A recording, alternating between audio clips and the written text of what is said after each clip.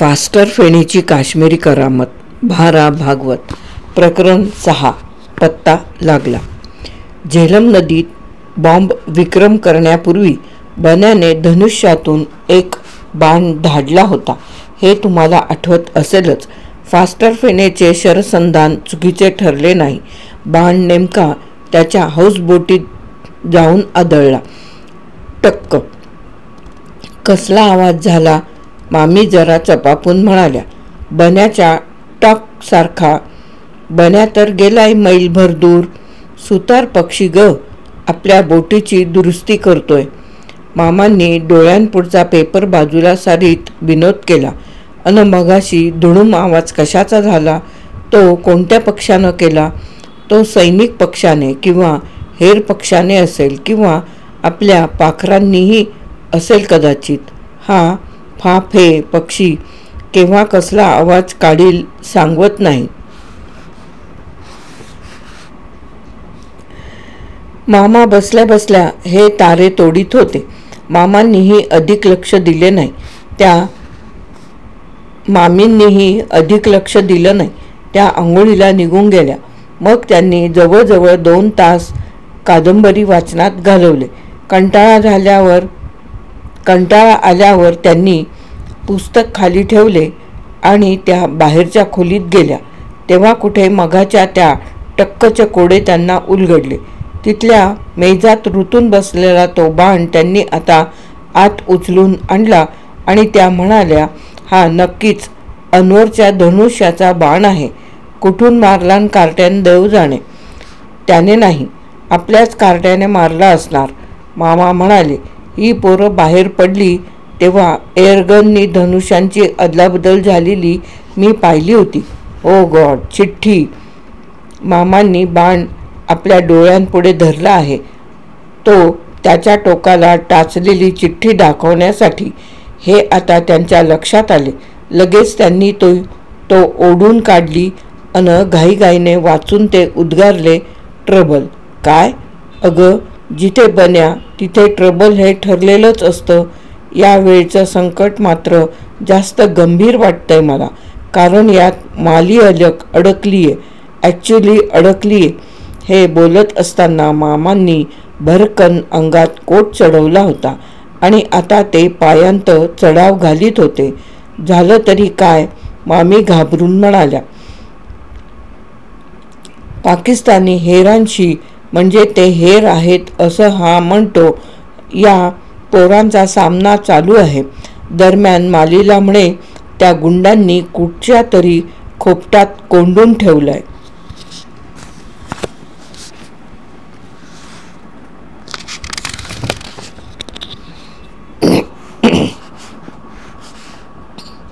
मामींची गाळण उडाली. काय सांगता तरी? अन तुम्ही कुठे निघालात? पोरीच्या शोधाला. अन पोलिसाला पण वर्दी देतो. मी स्वस्त बसू होय? माझा जीव अर्धा झालाय आत्ताच. देवा नारायणा, 2 तास झाले तो टक्क आवाज होऊन अन मी आपली कादंबरी वाचत बसले. पायांतल्या चपला चटाचटावीत मामी केव्हाच मामांच्या मागे धावल्या होत्या. घाईगर्दीत एक महत्त्वाची गोष्ट त्या विसरल्या होत्या. आता पुन्हा मधल्या खोलीत धाव मारून त्यांनी कुलूप किल्ली आणली. हाऊसबोटीचे दार खाडकन बंद करून त्याला कुलूप ठोकून त्या मामांच्या मागे निघाल्या. तेव्हा त्यांचे डोळे पाणावले होते अन मनोमन त्यांनी देवीचा धावा चालवला होता. माली चित्रे काढायला जिथे बसली होती त्या जागेची खूण बन्याने चिठ्ठीत लिहिली होती. तिथे लवकरच दोघे जाऊन पोचली. तिथून जवळपास कुठेतरी एखादे घर झोपडे आहे का म्हणून त्यांनी पाहणी सुरू केली.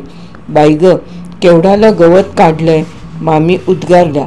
सांभाळून चाल हो, इथे सापबीप सुद्धा असायचे, मामा म्हणाले. होता होता अंमळ मोठी झाडे त्यांना लागली. फळाफुलांनी डवरलेली झाडे. त्या झाडीतून पालापाचोळ्यातून आसपास नजर फेकीत दोघे भराभरा चालली होती. ते पहा, खोपटं दिसतंय. पडकं निर्जन झोपडं आणि त्याला कुलूप लावलेलं. मामा त्या बंद दरवाजाजवळ जाऊन चाहूल घेऊ लागले. मामी तशाच खोपटाला वळसा घालून मागच्या बाजूस गेल्या.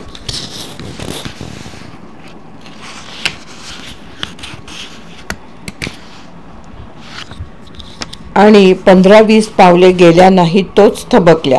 विस्पारलेल्या डोळ्यांनी त्या समोर पाहू लागल्या. तोंडातून शब्द निघेना. घशात काहीतरी अडकल्यासारखे त्यांना वाटले. मग अर्धस्फुट स्वरात त्या ओरडल्या, माले. होय, ती मालीच होती, किंवा मालीचे गुटुंगळे लडबडत पाचोळ्यात येऊन पडले होते म्हणा. काय ग माले? मामी लगबगीने येऊन उद्गारल्या आणि मालीने म्लान हास्य करीत आईकडे पाहिले. आपले हातपाय दोरीने बांधलेले आहेत इकडे तिने डोळ्याच्या खुणेने आईचे लक्ष वेधले. त्याबरोबर एक आश्चर्य उद्गार काढून ती खाली वाकली आणि मग तिथेच फटकल मारून पोरीच्या काढण्या सोडायला तिने सुरुवात केली. तेवढ्यात ही गडबड मामांच्या कानांवर पोचली होती आणि तेही धावत तिथे आले होते. हा काय प्रकार आहे माले? मामांनी कळवळलेल्या आवाजात विचारले. मालीने त्यांना सर्व काही हकीकत सांगितली. तो नक्कीच हेरबीर असावा. पाक हेर पॅराशूटने उतरलेत ही पेपरमधली बातमी खरी असली पाहिजे. मला झाडावर सापडलेलं फडकं पॅराशूटचं होतं. मला शंका आलीये अशी त्या माणसाला शंका आल्याबरोबर त्याने माझी गठडी वळली. पण तू ते स्केच काढलंस ते कुणाच्या फोटोचं? मामींनी विचारले. ते मला काय माहीत. त्याने रिक्वेस्ट केली अन मी काढलं. पण आई, बाबा, तुम्ही कसे आलात इकडे? मामांनी तिला बन्याच्या चिठ्ठीबद्दल सांगितले. ते म्हणाले, चिठ्ठीत मैना हाऊस बोटीचे नाव आहे. पाहूया मैना कुठे दिसते का ते. नाहीतर शेवटी पोलीस ठाणं आहेच. एव्हाना माली मोकळी झाली होती. ती म्हणाली, बन्याने चिठ्ठी धाडली. ग्रेट आहे. पण मला कोंडणारा तो बाबा असला वेंधळा. पुढल्या दाराला मारे कुलूप बिलूप लावलं अन मागच्या दाराकडे पाहिलं सुद्धा नाही. ते नुसतं लोटलेलं होतं. मी कोपरांनी जमिनीला डोशीत लटकत दाराकडे गेले. वेळ लागला बराच, पण शेवटी बाहेर पडले गडगडत. तूही ग्रेट आहेस, मामा म्हणाले. मामींनी म्हटले, पण बन्या, अनवर कुठे असतील आता? ते मी तरी कसं सांगणार? मला असं वाटतं आई, आतापर्यंत बन्याने हेरांना पकडलं असणार. बंधुराजांबद्दल मालीला वाटणारा भोळा विश्वास पाहून मामांना तशाही स्थितीत हसू आले. मग ते एकदम म्हणाले, चला आता वेळ घालवून उपयोग नाही, सगळे जाऊया. अहो, पण या पोरीला काही चहा बिया नको का द्यायला आधी? माले, तू जातेस का घरी? ही घे चावी. नको, मी पण येणार आहे तुमच्याबरोबर, माली ताडकन म्हणाली. चला, बन्या अनवर कसे गेले होते ते दाखवते मी तुम्हाला. नदीच्या काठाकाठानेच ती मित्रांची जोडगोळी गेली होती. त्यामुळे खरे तर वाट दाखवायची गरजच नव्हती. पण माली उड्या मारीत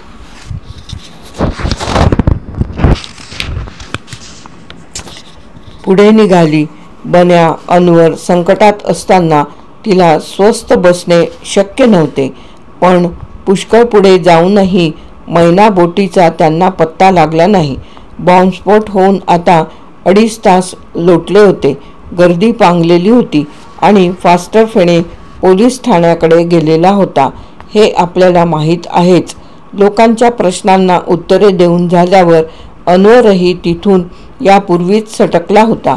या मंडळींना त्याने ओझरते पाहिले, पण ते नुसतेच तांबारलेल्या डोळ्यांनी हेरांचा पाठलाग करण्याच्या नादात असल्यामुळे तो थांबला नाही, हे आपण पाहिलेच आहे. या मंडळींनीही आता त्वरेने पोलीस ठाणे गाठायचे ठरवले. सुदैवाने त्यांना रस्ता गाठता क्षणी एक सायकल रिक्षा मिळाली. मामांनी घाईघाईने दोघींना आत कोंबले आणि आपणही आत चढता चढता गरजले, यहाँ से नज़दीक का पुलिस स्टेशन मालूम है? उधर चलो. हात पुरेसा ओला होत असेल तर नियमाविरुद्ध 3 उतारू घ्यायला रिक्षावाल्याची हरकत नव्हती. पण जायचे कुठे तर म्हणे पोलीस ठाण्यावर. या अल्ला. तरी पण त्याने धोका पत्करला अन बजावले, 3 सवारियों का 3 रुपया पड़ेगा साहब. हाँ हाँ, जरा जल्दी करो, 3.5 दे देंगे.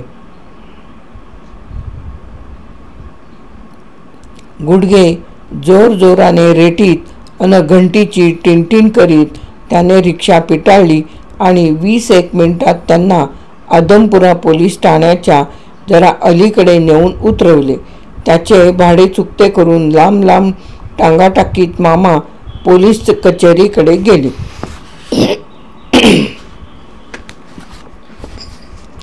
दरवाजात जो हवालदार उभा होता त्याच्या पुढे मालीने काढलेल्या स्केचची ती कार्बन कॉपी नाचवीत त्यांनी विचारले, 2 लड़के गायब हो गए हैं. गुंडांनी किंवा अपाक जासूसांनी त्यांना पळवलं असावं असा दाट संशय आहे. क्या कह रहे हैं आप? हा पहा, त्यातला एक हेर. असे म्हणून मामांनी तो कागद हवालदारांच्या डोळ्यांपुढे ताट धरला. हवालदार साहेब चपापलेले दिसले. यह तस्वीर कहाँ मिली आपको? मी काढलंय ते स्केच फोटोवरून, माली एकदम म्हणाली. त्या बदमाश माणसानं मला काढायला लावलं अन मग कोंडून ठेवलं दोऱ्या बांधून. हवालदार साहेब खोको असले. यह छोकरी नाटक तो नहीं करती. खामोश. आता मात्र मामासाहेब रागाने ओरडले, वह नाटक नहीं करती, तुम्ही तमाशा कर रहे हो. इथे आमच्या पोराचे प्राण धोक्यात आलेले आहेत अन तुम्ही ही मस्करी करता. बोल, तुझे ड्यूटी ऑफिसर कोण आहेत? हवालदार चमकला अन हलक्या आवाजात म्हणाला, आप चले जाइए, यहाँ अभी कोई अफसर नहीं है. पण त्याचे वाक्य पुरे होण्याच्या आतच आतून गर्जना झाली. क्या गडबड है याकूब? ते कार्बन स्केच पाहून याकूब गांगरला होता. कारण ते कोणत्या फोटोवरून काढलेले आहे हे त्याच्या तेव्हाच लक्षात आले होते.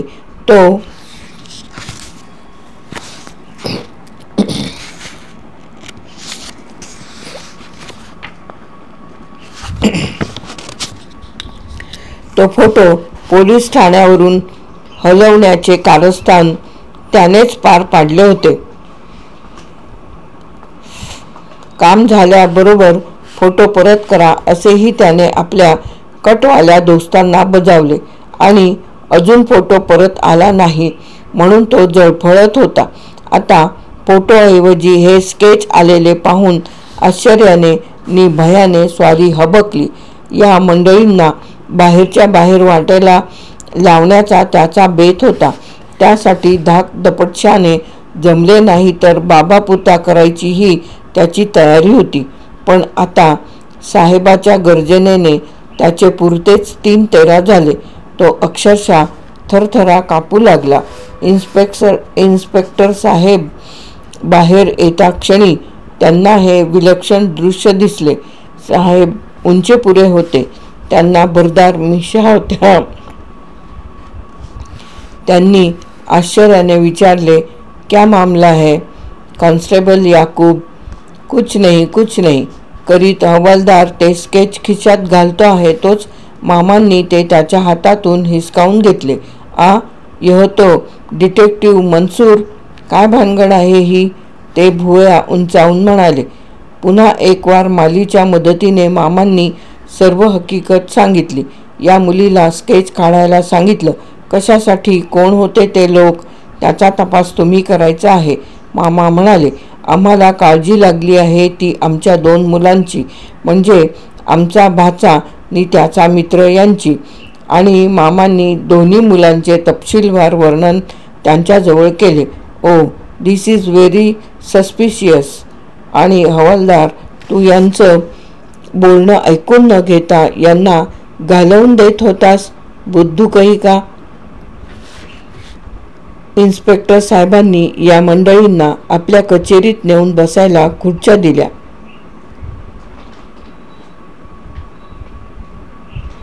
ते म्हणाले, हे स्केच ज्या गृहस्थाचा आहे ते एक हायली रिस्पेक्टेबल ऑफिसर आहेत. ते आज एका गुप्त कामगिरीवर गेले आहेत. इतक्या गुप्त की त्याची माहिती आम्हाला सुद्धा नाही. पण वह रहने दो. हे स्केच ज्या फोटोवरून काढलंय तो फोटो पण तुम्हाला दाखवतो. तो या ड्रॉवरमध्ये असतो. असे म्हणून त्यांनी चावी लावून टेबलाचा खण उघडला आणि हात घातला. फोटो सहज सापडेल अशी त्यांची कल्पना, पण सबंध खण उपसूनही फोटो सापडला नाही. त्यांनी ताबडतोब घंटी वाजवली. आत आलेला शिपाई याकूब नव्हता. साहेबांनी रागावून विचारले, याकूब किधर है? वह घर गया साहब. कुछ मैसेज आया उसका? शिपाई म्हणाला, घर गया और मुझे बोला भी नहीं. यह पुलिस स्टेशन है या प्लेग्राउंड? साहेब थोडा वेळ स्तब्ध झाले. याकूब विषयी गेले कित्येक महिने ज्या अफवा ऐकल्या होत्या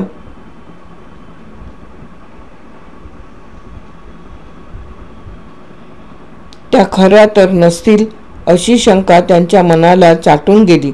पण बाहेरच्या लोकांशी बोलताना आपण जपून वागले पाहिजे असे लगेच मनात येऊन ते एवढेच म्हणाले, खैर देखा जाएगा. मग आमच्या मुलांचं का? मामांनी विचारलं. हाँ, हम तलाश जारी रखेंगे. मेरा नाम है इंस्पेक्टर ओम प्रकाश. आप अपना ॲड्रेस रख दीजिए यहाँ. असे त्रस्त सुरात म्हणून त्यांनी एक नोटबुक त्यांच्या पुढ्यात सारले आणि दोन्ही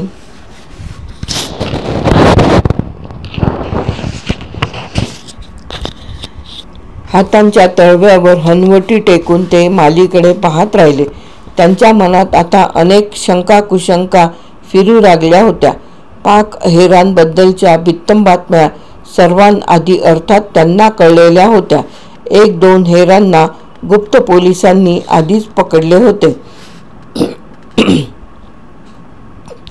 आणि संशयित ठिकाणावर नजर ठेवण्यासाठी काही निष्णात डिटेक्टिव्ह सकाळपासून गेले होते. त्यातच डिटेक्टिव्ह मनसूरही होता. हेही त्यांना माहीत होते. ही पोरगी सांगते त्याप्रमाणे तिला भेटलेला तो माणूसही हेरच असेल का? त्याला मनसूरची शिकार तर करायची नव्हती. तिचे ते दोघं दोस्त ट्रिंग ट्रिंग ट्रिंग ट्रिंग. इन्स्पेक्टर ओम प्रकाशनी रिसिव्हर उचलला. काही मिनिटे ते आश्चर्यभराने ऐकत राहिले. मधून येस नो ऑफकोर्स करीत होते. मग रिसिव्हर खाली ठेवून ते गडबडीने उठले. आपली युनिफॉर्मची टोपी त्यांनी डोक्यावर चढवली. खण उघडून आतले पिस्तूल खिशात घातले आणि छडी उचलून ते ओरडले, मिस्टर वर्धन. Yes sir. एक पोलीस अधिकारी आत येऊन सलाम करून उभा राहिला. जल्दी 2 जीप निकालना. 2 काम करना है. शाह स्वीट मार्ट पर फौरन रेड और नए ब्रिज की तरफ फौरन दौड़. इंतज़ाम करो. 2 मिनट में एक गाड़ी में 10 कांस्टेबल और हथियार बंद. Yes sir. असे म्हणून सब इन्स्पेक्टर निघून गेला. इन्स्पेक्टर ओम प्रकाश आमच्या मंडळींकडे वळून म्हणाले,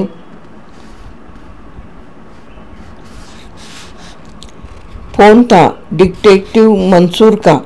उनके साथ एक 13-14 साल का लड़का है. फास्टर क्या बताया? फेन? हाँ वही.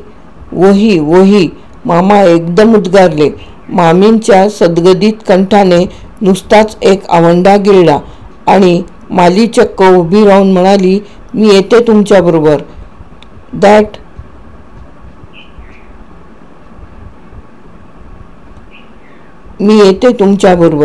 That would be okay. तुमने उस जासूस को देखा है? आणि मामांच्याकडे वळून ते म्हणाले, आपण दोघं काय करता? इथं थांबता की घरी जाता? आम्ही घरीच जातो. मामी म्हणाल्या, मला ही धावपळ सहन होणार नाही. मालीला तुम्ही घेऊन जा. बहुत अच्छा. तुमचा नाव पत्ता आहेच. तासाभरानं इथं फोन करा. मामा मामी पुन्हा एक रिक्षा करून हाऊसबोटीकडे निघाली आणि माली एका जीपमध्ये बसून पोलिसांच्या तांड्यातून ऐटीत नव्या पुलाकडे रवाना झाली. प्रकरण 6 येथे समाप्त. फास्टर फेणेची काश्मीरी करामत. बहारा भागवत.